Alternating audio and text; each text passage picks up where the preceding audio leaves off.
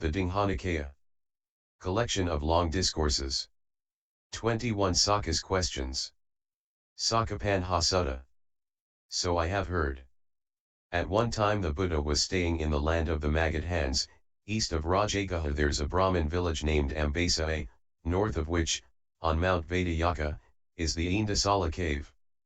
Now at that time a keen desire to seeing the Buddha came over Sakka, the Lord of Gods. He thought, where is the Blessed One at present, the perfected one, the fully awakened Buddha? He saw that the Buddha was at the Indra cave, and addressed the gods of the 33, "Good sirs, the Buddha is staying in the land of the Magadhans at the Indra cave. What if we were to go and see that blessed one, the perfected one, the fully awakened Buddha?" "Yes, Lord," replied the gods. Then Sakka addressed the fairy Pankasika, "Dear Pankasika, the Buddha is staying in the land of the Magadhans at the Indra cave. What if we were to go and see that blessed one, the perfected one, the fully awakened Buddha?" "Yes, Lord," replied the fairy Pankasika.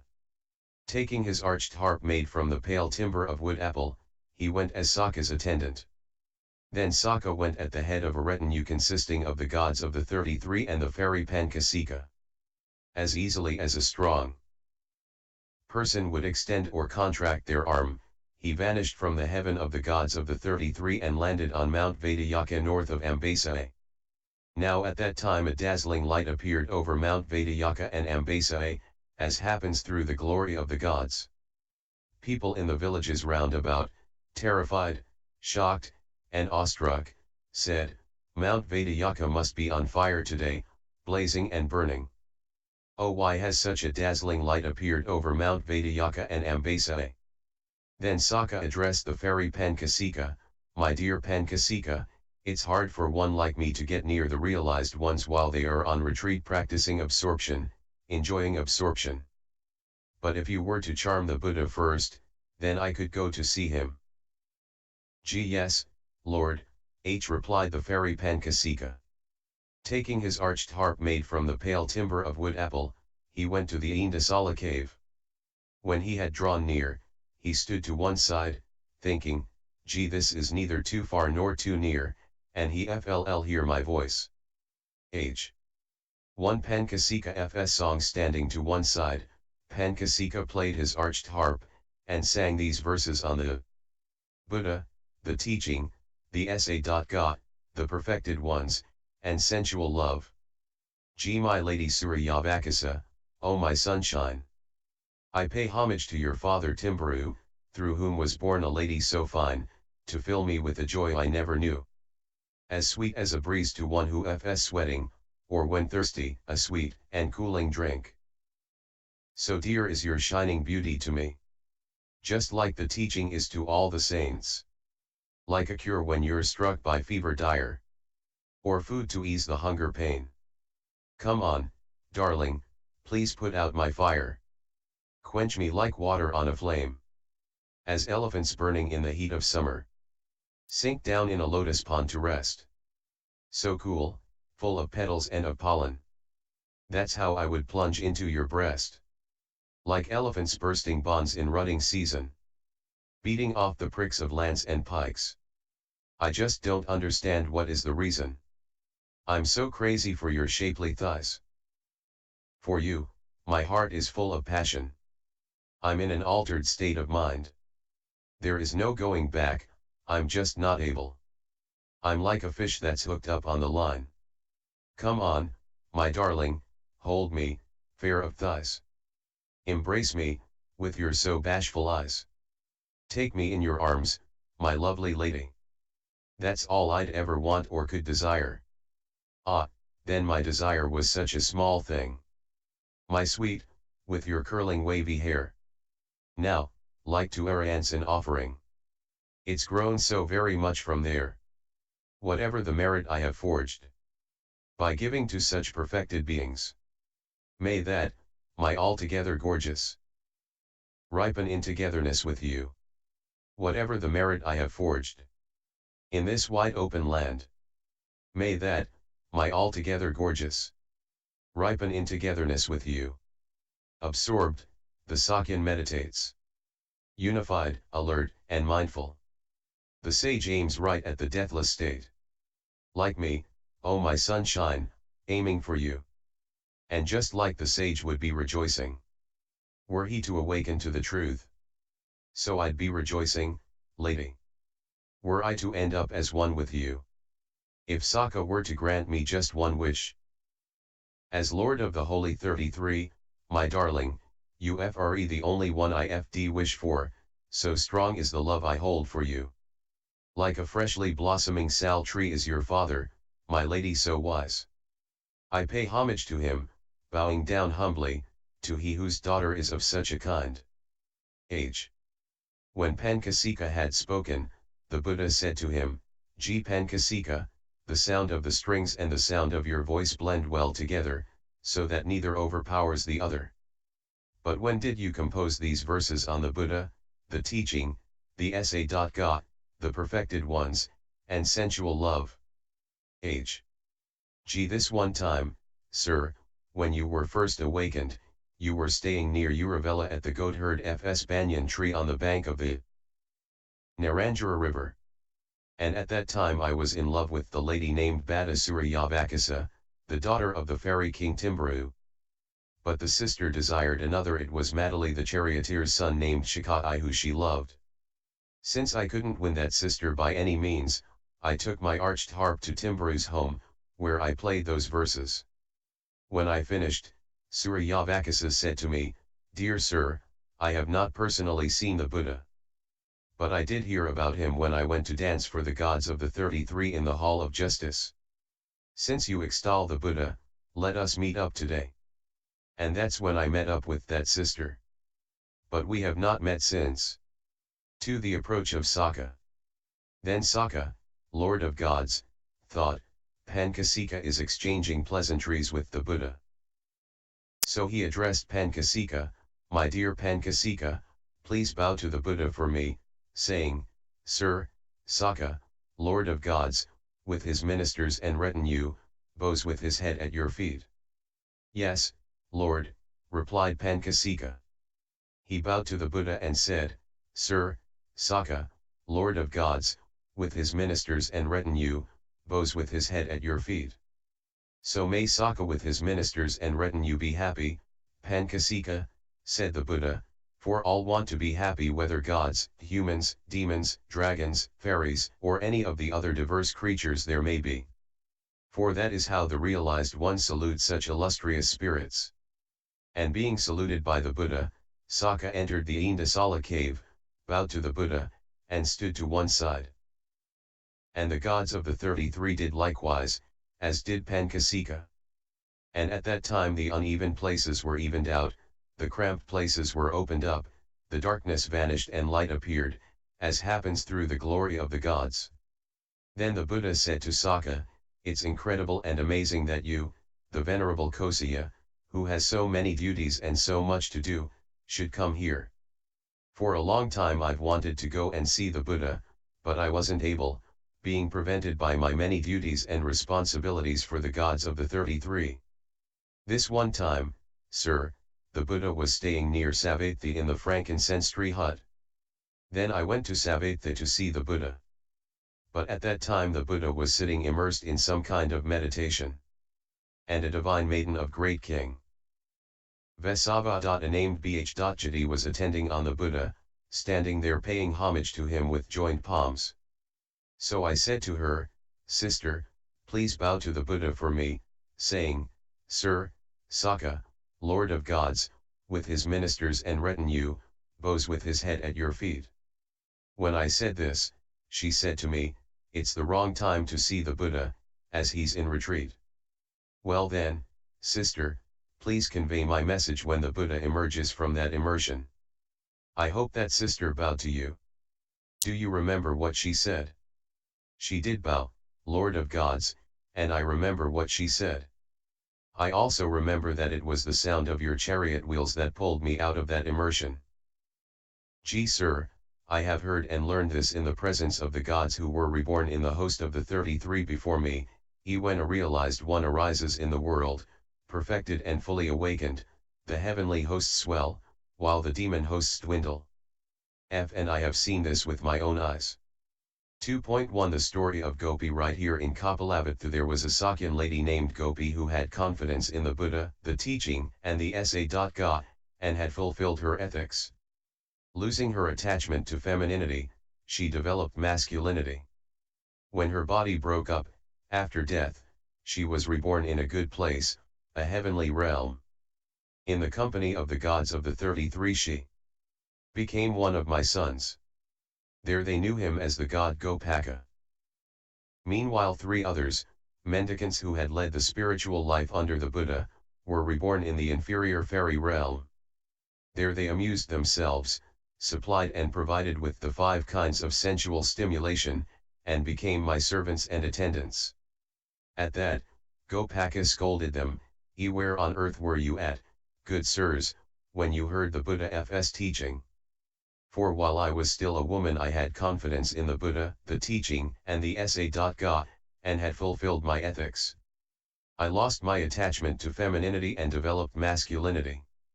When my body broke up, after death, I was reborn in a good place, a heavenly realm. In the company of the gods of the 33 I became one of Sakka's sons. Here they know me as the god Gopaka. But you, having led the spiritual life under the Buddha, were reborn in the inferior fairy realm. When scolded by Gopaka, 2 of those gods in that very life gained mindfulness, leading to the host of Brahma's ministers.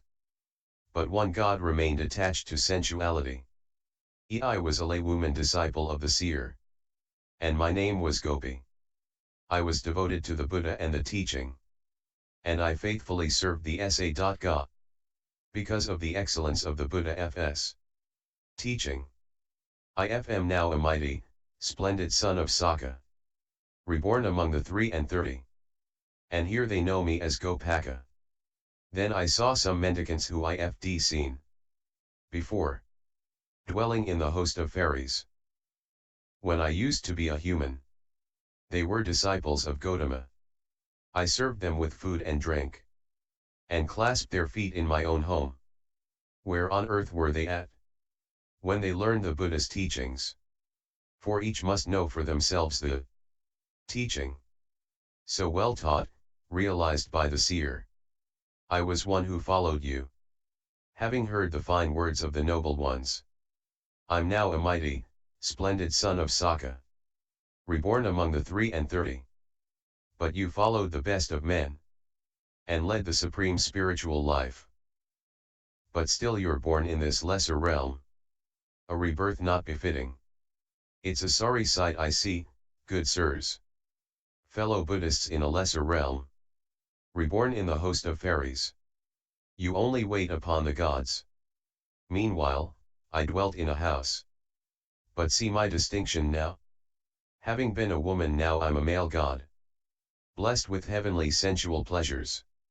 Scolded by that disciple of Gautama. When they understood Gopaka, they were struck with urgency. Let's strive, let's try hard. We won't serve others anymore. 2 of them aroused energy, recalling the Buddha's instructions.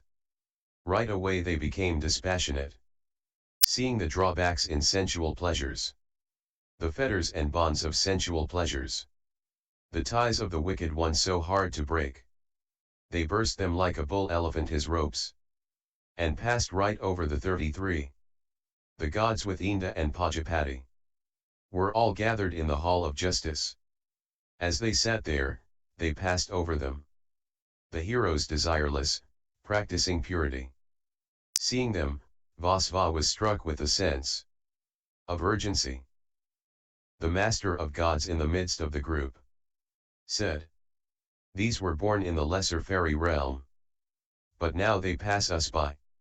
Heeding the speech of one so moved, Gopaka addressed Vasva. There is a Buddha, a lord of men, in the world, known as the Sakyan sage. He's mastered the senses. Those sons of his were bereft of mindfulness, but when scolded by me they gained it back. Of the 3, there is one who remains, dwelling in the host of fairies. But 2. Recollecting the path to awakening. Serene, spurn even the gods. The teachings explained in such a way that not a single disciple doubts it. We venerate the Buddha, the victor, Lord of men, who has crossed the flood and cut off doubt. They attain to distinction fitting the extent to which they understood the teaching here. 2 of them mastered the distinction of the host of Brahma's ministers. We have come here, dear sir, to realize this same teaching. If the Buddha would give me a chance, I would ask a question, dear sir. Then the Buddha thought, for a long time now this spirit has led a pure life. Any question he asks me will be beneficial, not useless. And he will quickly understand any answer I give to his question. So the Buddha addressed Sakka in verse. Ask me your question, Vasva. Whatever you want. I'll solve each and every problem you have. The first recitation section is finished. Having been granted an opportunity by the Buddha, Sakka asked the first question.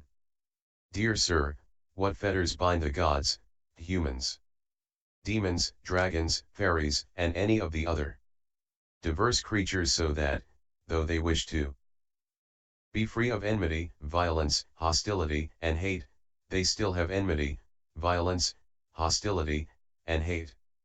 Such was Sakka's question to the Buddha. And the Buddha answered him.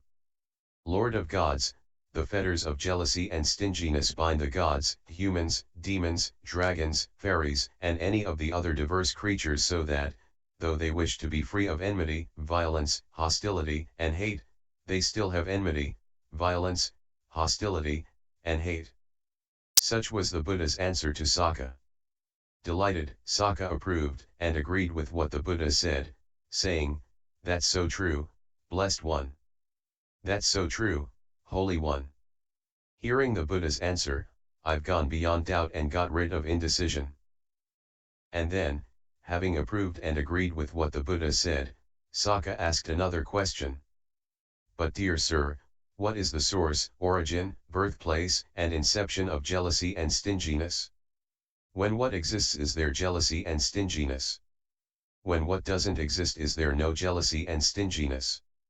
The liked and the disliked, Lord of gods, are the source of jealousy and stinginess. When the liked and the disliked exist there is jealousy and stinginess. When the liked and the disliked don't exist there is no jealousy and stinginess. But dear sir, what is the source of what is liked and disliked? Desire is the source of what is liked and disliked. But what is the source of desire? Thought is the source of desire. But what is the source of thought? Concepts of identity that emerge from the proliferation of perceptions are the source of thoughts. But how does a mendicant fittingly practice for the cessation of concepts of identity that emerge from the proliferation of perceptions? 2.2 Meditation on feelings. Lord of gods, there are 2 kinds of happiness, I say, that which you should cultivate, and that which you should not cultivate. There are 2 kinds of sadness, I say, that which you should cultivate, and that which you should not cultivate. There are 2 kinds of equanimity, I say, that which you should cultivate, and that which you should not cultivate. Why did I say that there are 2 kinds of happiness? Take a happiness of which you know, when I cultivate this kind of happiness, unskillful qualities grow, and skillful qualities decline. You should not cultivate that kind of happiness. Take a happiness of which you know, when I cultivate this kind of happiness, unskillful qualities decline, and skillful qualities grow. You should cultivate that kind of happiness. And that which is free of placing the mind and keeping it connected is better than that which still involves placing the mind and keeping it connected. That's why I said there are 2 kinds of happiness. Why did I say that there are 2 kinds of sadness? Take a sadness of which you know. When I cultivate this kind of sadness, unskillful qualities grow, and skillful qualities decline. You should not cultivate that kind of sadness. Take a sadness of which you know, when I cultivate this kind of sadness, unskillful qualities decline, and skillful qualities grow. You should cultivate that kind of sadness. And that which is free of placing the mind and keeping it connected is better than that which still involves placing the mind and keeping it connected. That's why I said there are two kinds of sadness. Why did I say that there are two kinds of equanimity? Take an equanimity of which you know, when I cultivate this kind of equanimity, unskillful qualities grow, and skillful qualities decline. You should not cultivate that kind of equanimity. Take an equanimity of which you know, when I cultivate this kind of equanimity, unskillful qualities decline, and skillful qualities grow. You should cultivate that kind of equanimity. And that which is free of placing the mind and keeping it connected is better than that which still involves placing the mind and keeping it connected. That's why I said there are two kinds of equanimity. That's how a mendicant fittingly practices for the cessation of concepts of identity that emerge from the proliferation of perceptions. Such was the Buddha's answer to Sakka. Delighted, Sakka approved and agreed with what the Buddha said, saying, "That's so true, blessed one. That's so true, holy one." Hearing the Buddha's answer, I've gone beyond doubt and got rid of indecision. 2.3 Restraint in the monastic code. And then Sakka asked another question.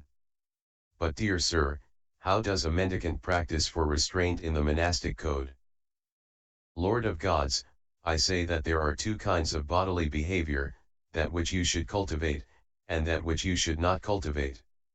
I say that there are two kinds of verbal behavior, that which you should cultivate, and that which you should not cultivate. There are two kinds of search, I say, that which you should cultivate, and that which you should not cultivate. Why did I say that there are two kinds of bodily behavior? Take bodily conduct of which you know, when I cultivate this kind of bodily conduct, unskillful qualities grow, and skillful qualities decline. You should not cultivate that kind of bodily conduct.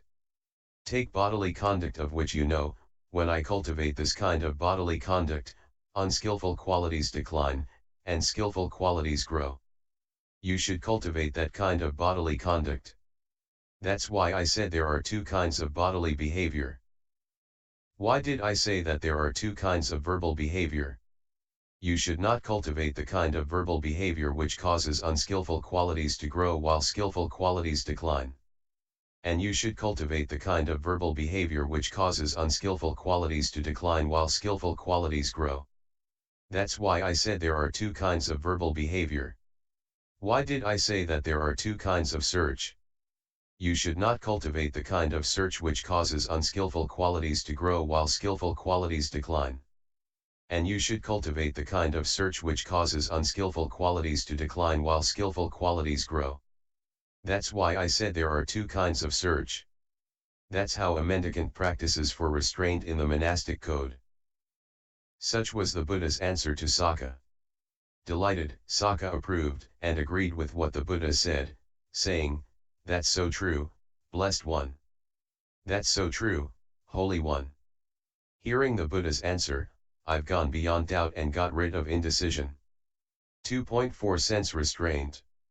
And then Sakka asked another question. But dear sir, how does a mendicant practice for restraint of the sense faculties? Lord of gods, I say that there are two kinds of sight known by the eye, that which you should cultivate, and that which you should not cultivate. There are two kinds of sound known by the ear, smells known by the nose, tastes known by the tongue, touches known by the body, thoughts known by the mind. That which you should cultivate, and that which you should not cultivate. When the Buddha said this, Sakka said to him, "Sir, this is how I understand the detailed meaning of the Buddha's brief statement. You should not cultivate the kind of sight known by the eye which causes unskillful qualities to grow while skillful qualities decline. And you should cultivate the kind of sight known by the eye which causes unskillful qualities to decline while skillful qualities grow. You should not cultivate the kind of sound, smell, taste, touch, or thought known by the mind which causes unskillful qualities to grow while skillful qualities decline. And you should cultivate the kind of thought known by the mind which causes unskillful qualities to decline while skillful qualities grow." Sir, that's how I understand the detailed meaning of the Buddha's brief statement. Hearing the Buddha's answer, I've gone beyond doubt and got rid of indecision. And then Sakka asked another question. Dear sir, do all ascetics and Brahmins have the same doctrine, ethics, desires, and attachments? No, Lord of Gods, they do not. Why not? The world has many and diverse elements. Whatever element sentient beings insist on in this world of many and diverse elements, they obstinately stick to it, insisting that, this is the only truth, other ideas are silly. That's why not. All ascetics and Brahmins have the same doctrine, ethics, desires, and attachments. Dear sir, have all ascetics and Brahmins reached the ultimate end, the ultimate sanctuary, the ultimate spiritual life, the ultimate goal? No, Lord of Gods, they have not. Why not? Those mendicants who are freed through the ending of craving have reached the ultimate end, the ultimate sanctuary, the ultimate spiritual life, the ultimate goal. That's why not all ascetics and Brahmins have reached the ultimate end, the ultimate sanctuary, the ultimate spiritual life, the ultimate goal. Such was the Buddha's answer to Sakka. Delighted, Sakka approved and agreed with what the Buddha said, saying, "That's so true, blessed one. That's so true, holy one." Hearing the Buddha's answer, I've gone beyond doubt and got rid of indecision. And then Sakka asked another question. Passion, sir, is a disease, an abscess, a dart. Passion drags a person to be reborn in life after life. That's why a person finds themselves in states high and low. Elsewhere, among other ascetics and Brahmins, I wasn't even given a chance to ask these questions that the Buddha has answered. The dart of doubt and uncertainty has lain within me for a long time, but the Buddha has plucked it out. Lord of Gods, do you recall having asked this question of other ascetics and Brahmins? I do, sir. If you wouldn't mind, Lord of Gods, tell me how they answered. It's no trouble when someone such as the Blessed One is sitting here. Well, speak then, Lord of Gods. Sir, I approached those who I imagined were ascetics and Brahmins living in the wilderness, in remote lodgings. But they could not answer, and they even questioned me in return, what is the Venerable's name? So I answered them, Dear sir, I am Sakka, Lord of Gods. So they asked me another question, but Lord of Gods, what deed brought you to this position? So I taught them the Dhamma as I had learned and memorized it. And they were pleased with just that much. We have seen Sakka, Lord of Gods. And he answered our questions. Invariably, they become my disciples, I don't become theirs. But sir, I am the Buddha's disciple, a stream enterer, not liable to be reborn in the underworld, bound for awakening. 2.5 On feeling happy. Lord of Gods, do you recall ever feeling such joy and happiness before? I do, sir. But how? Once upon a time, sir, a battle was fought between the gods and the demons. In that battle the gods won and the demons lost. It occurred to me as victor, now the gods shall enjoy both the nectar of the gods and the nectar of the demons. But sir, that joy and happiness is in the sphere of the rod and the sword. It doesn't lead to disillusionment, dispassion, cessation, peace, insight, awakening, and extinguishment. But the joy and happiness I feel listening to the Buddha's teaching is not in the sphere of the rod and the sword. It does lead to disillusionment, dispassion, cessation, peace, insight, awakening, and extinguishment. But Lord of Gods, what reason do you see for speaking of such joy and happiness? I see 6 reasons to speak of such joy and happiness, sir. While staying right here, remaining in the godly form, I have gained an extended life, know this, dear sir. This is the first reason. When I fall from the heavenly host, leaving behind the non-human life, I shall consciously go to a new womb, wherever my mind delights. This is the second reason. Living happily under the guidance of the One of unclouded wisdom, I shall practice according to method, aware and mindful. This is the third reason. and if awakening should arise as I practice according to the method, I shall live as one who understands, and my end shall come right there. This is the fourth reason. When I fall from the human realm, leaving behind the human life, I shall become a god again, in the supreme heaven realm. This is the fifth reason. They are the finest of gods, the glorious Akani has. So long as my final life goes on, there my home will be. This is the sixth reason. Seeing these 6 reasons, I speak of such joy and happiness. My wishes unfulfilled, doubting and undecided, I wandered for such a long time, in search of the realized one. I imagined that ascetics, living in seclusion, must surely be awakened. So I went to sit near them. How is their success? How is their failure? But they couldn't answer such questions about the path and practice. And when they found out that I was Sakka, come from the gods, they questioned me instead about the deed that brought me to this state. I taught them the Dhamma, as I had learned it among men. They were delighted with that, saying, "We've seen Vasva. Now since I've seen the Buddha, who helps us overcome doubt, today, free of fear, I pay homage to the awakened one, destroyer of the dart of craving. The Buddha is unrivaled. I bow to the great hero, the Buddha, kinsman of the sun. Just as Brahma is worshipped by the gods, dear sir, today we shall worship you. Come, let us bow to you. You alone are the awakened. You are the teacher supreme. In the world with its gods, there is no one like you." Then Sakka addressed the fairy Pankasika, "Dear Pankasika, you were very helpful to me, since you first charmed the Buddha, after which I went to see him. I shall appoint you to your father's position. You shall be king of the fairies. And I give you Bhattasura Yavakasa, who you love so much." Then Sakka, touching the ground with his hand, was inspired to exclaim 3 times, "Homage to that blessed one, the perfected one, the fully awakened Buddha. Homage to that blessed one, the perfected one, the fully awakened Buddha. Homage to that blessed one, the perfected one, the fully awakened Buddha." And while this discourse was being spoken, the stainless, immaculate vision of the Dhamma arose in Sakka, "Lord of gods, everything that has a beginning has an end. And also for another 80,000 deities." Such were the questions Sakka was invited to ask, and which were answered by the Buddha. And that's why the name of this discussion is Sakka's Questions. End.